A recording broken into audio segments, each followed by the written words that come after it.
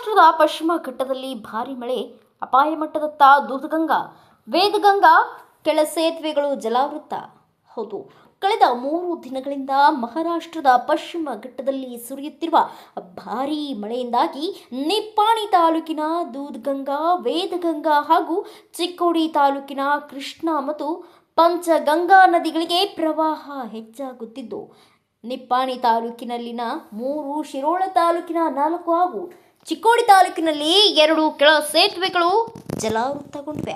ಮಹಾರಾಷ್ಟ್ರದ ಪಶ್ಚಿಮ ಘಟ್ಟದಲ್ಲಿ ಹಾಗೂ ಜಲನಯನ ಪ್ರದೇಶಗಳಲ್ಲಿ ಮಳೆ ಅಬ್ಬರ ಕ್ಷಣಕ್ಕೂ ಹೆಚ್ಚಾಗುತ್ತಿದ್ದು, ಕೊಲ್ಲಾಪುರ ಜಿಲ್ಲೆಯ ಕೃಷ್ಣಾ ಹಾಗೂ ಪಂಚಗಂಗಾ ನದಿಗೆ ಅಡ್ಡಲಾಗಿ ಕಟ್ಟಿರುವ ಶಿರೋಳ ತಾಲೂಕಿನ ತೇರವಾಡ, ರಾಜಪುರ, ಕುರುದುಂಡವಾಡ ಕೆಳ ಸೇತುವೆಗಳು ಹಾಗೂ ಬೆಳಗಾವಿ ಜಿಲ್ಲೆಯ ನಿಪ್ಪಾಣಿ ತಾಲೂಕಿನ ಬೋಜ, ಕಾರದಗಾ, ಬೋಜವಾಡಿ, ಕುನ್ನೂರ ಹಾಗೂ ಗಜಬರವಾಡಿ ಕೆಳ ಸೇತುವೆ ಹಾಗೂ ಚಿಕ್ಕೋಡಿ ತಾಲೂಕಿನ ಯಡೂರು, ಕಳ್ಳೋಳ ಸಂಚಾರ ಸೇತುವೆಗಳು ಜಲಾವೃತಗೊಂಡಿವೆ.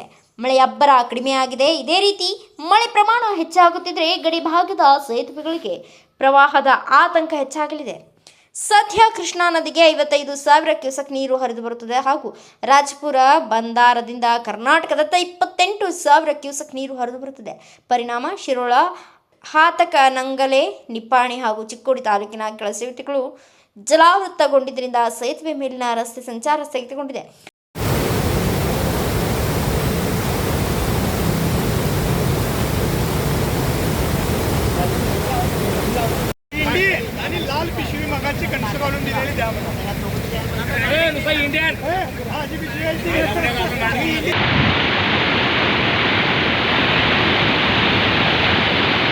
ब्यूरो रिपोर्ट महावीर चिंचणे, भारत वैभव न्यूज़, निप्पाणी.